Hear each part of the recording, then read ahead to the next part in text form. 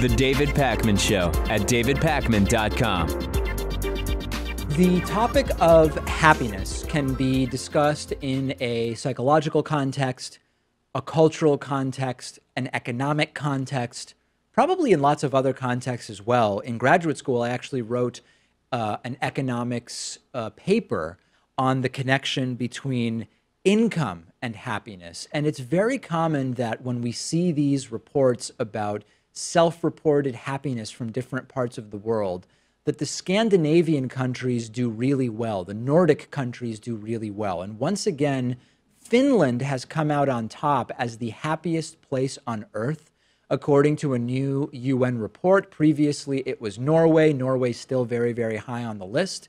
In the bottom five, typically you see sub-Saharan African countries, which have just absolutely horrible levels of poverty. Burundi this year taking over for the Central African Republic in terms of the least happy country. And there's a few interesting things here. One that I always go back to is it's very clear that weather or climate, whichever one you want to talk about, however you want to say it, and both in this context, in the context of climate change, we like to distinguish between weather and climate. When it comes to happiness, it's less important to distinguish between the two.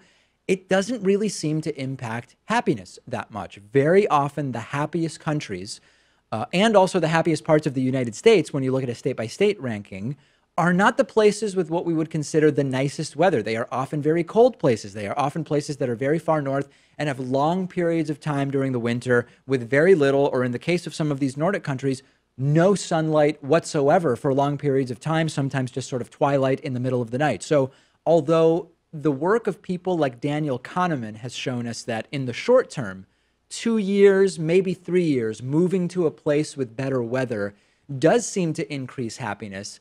It becomes part of your baseline after 2 to 3 years and no longer really contributes to happiness. It appears that what does are things like a strong social safety net, which we see in a lot of these Nordic countries, a good education system, life circumstances that allow people to pursue and maintain good relationship with friends and family. Those are the things that really seem to contribute to happiness, presuming, and this is a key thing, that you have economically a basic level of subsistence, a basic standard of living would be more the way that I'm looking at, above which happiness does not seem to increase too much. So the results in line with what we've been seeing for decades, actually. It's interesting. I would think that weather would play more of an important role in this because you think even just intuitively, you're taking in more vitamin D if you have more sunlight. You're not cramped up in your house if you can go outside and explore the world. You're not stuck in some cold climate all day. Yeah, but people can take a vitamin D supplement.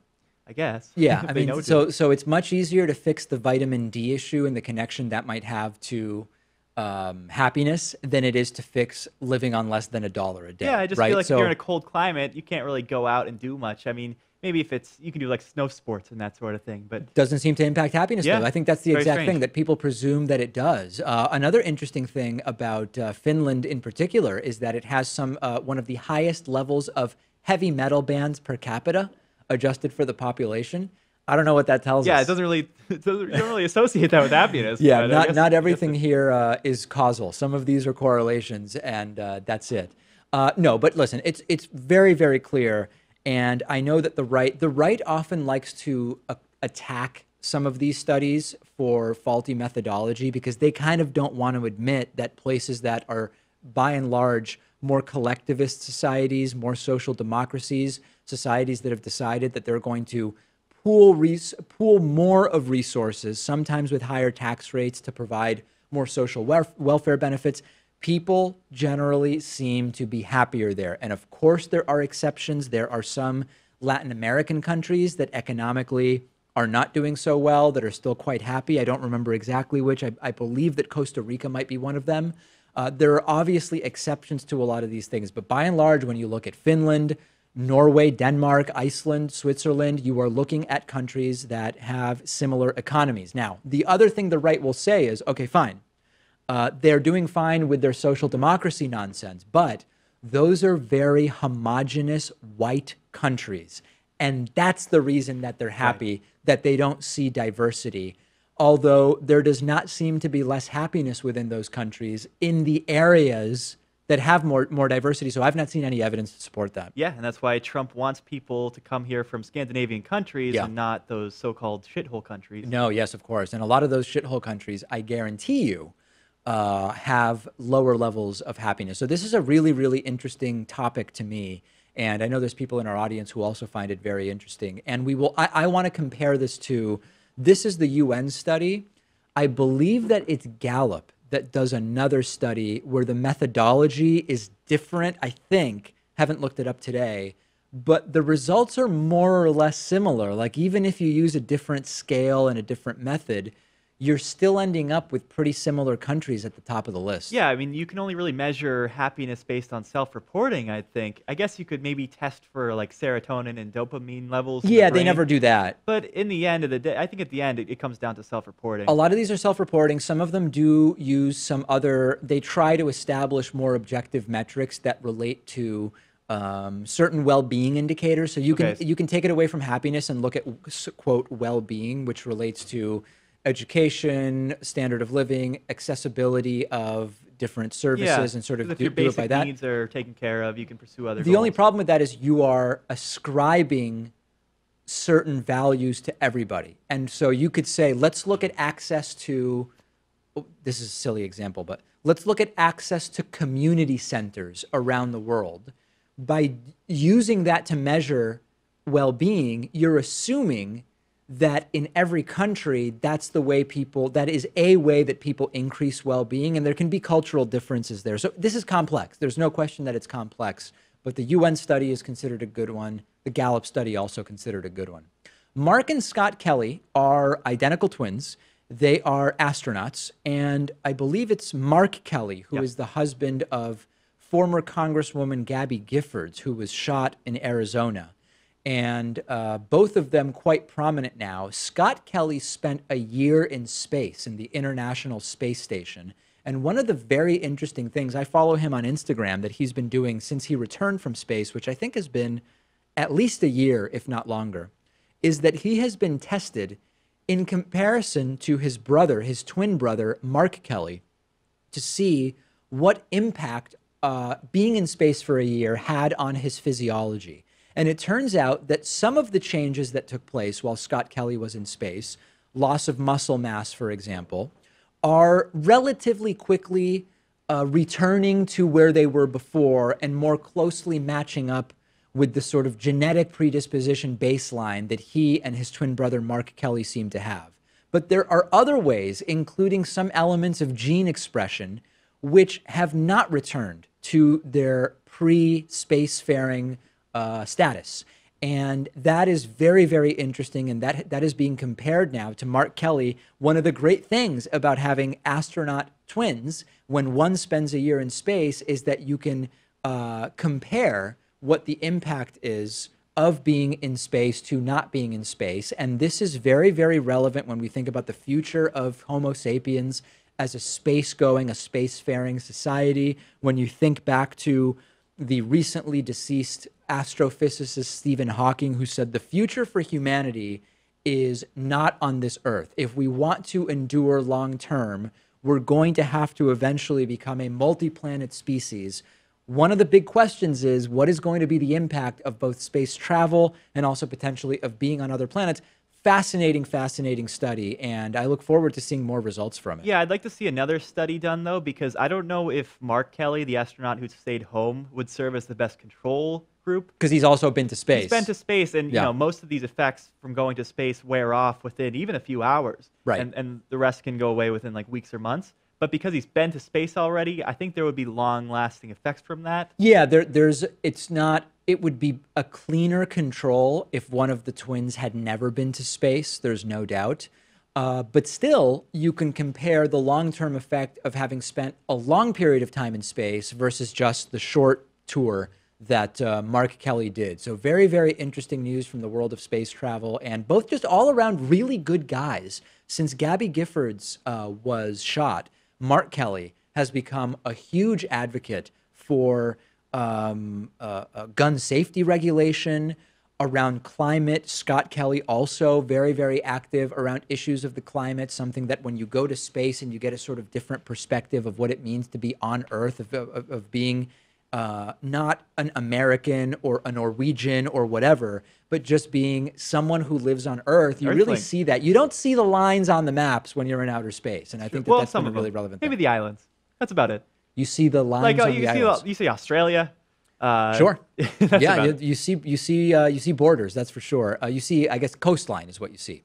Okay, I've been talking to you for years about the contraceptive pill for men, and that is now closer and closer to becoming a more widely available reality. The big question has been, does this have a long-term health impact on men? So far, the male version of the pill seems to switch off a man's testosterone, reducing sperm count low enough that it apparently is very, very effective at preventing pregnancy. Questions about liver damage and other organ impacts so far after 1 month of taking it seem okay. I think, many women are on the pill for years and years. I don't know that just testing this for 1 month on men is going to tell us everything we need to know about possible liver damage. But it is a very, very interesting thing. And, there has been so much discussion among, I call it the red pill right. There's overlap with alt-right, overlap with so-called men's rights activists. There's a lot of these different groups. I know they're not all the same. They have some overlap, and it's not total overlap.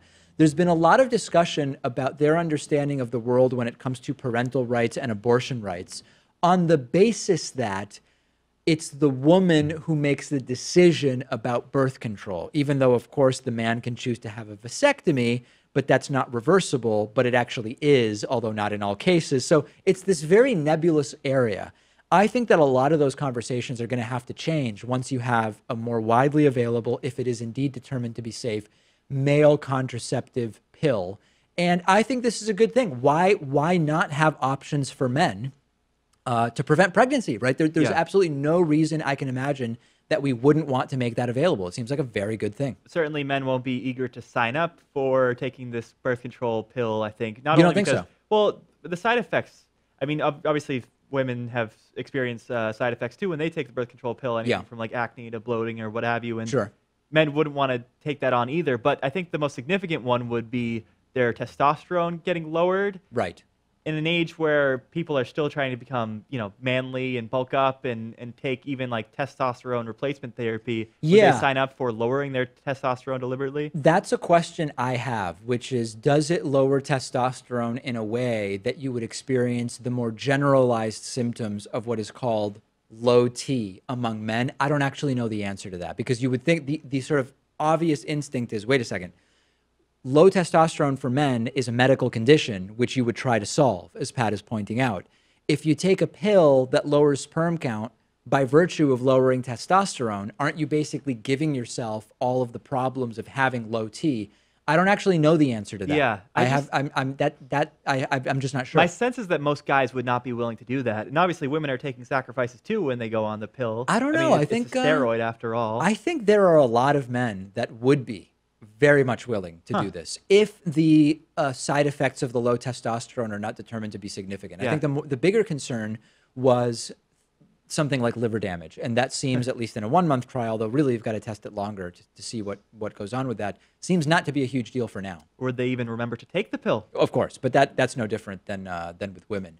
I think that this is very, very interesting, and in studies that have been done, the remembering thing is actually a factor not so much for men, but for the women. Women have said in surveys, now these are several years old, that even if they, I don't know if believed is the right word, women have said about 50-50 that they would not rely on the man taking the pill. In other words, they would want an additional method of contraception, even if presumably, ostensibly, the man they were with was taking male birth control, because they just seem to not have confidence that the man's going to remember it. But that's not an uncommon thing for men either. There are many men who don't necessarily trust, have full confidence that women are remembering to take the pill every day. Yeah, people double up with contraception anyway. They'll do Sometimes they do. methods, Sometimes they do.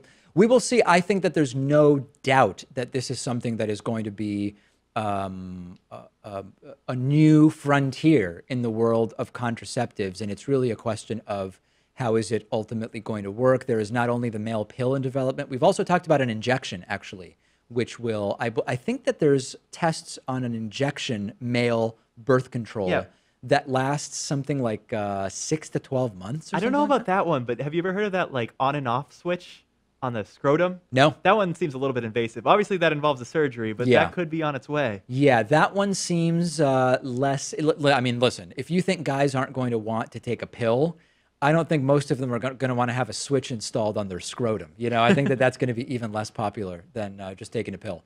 Send me your thoughts. I know every time we talk about this, we get a lot of emails from women who are very angry that I am missing some aspect of this and that in some way I'm being blind to the woman's perspective. Sure, so yeah. I welcome thoughts from women about the male contraceptive pill and the male contraceptive injection, by all means, which would preclude or prevent the issue of forgetting to take the pill. Send me your thoughts and we'll do a follow-up story. The David Pakman Show at davidpakman.com.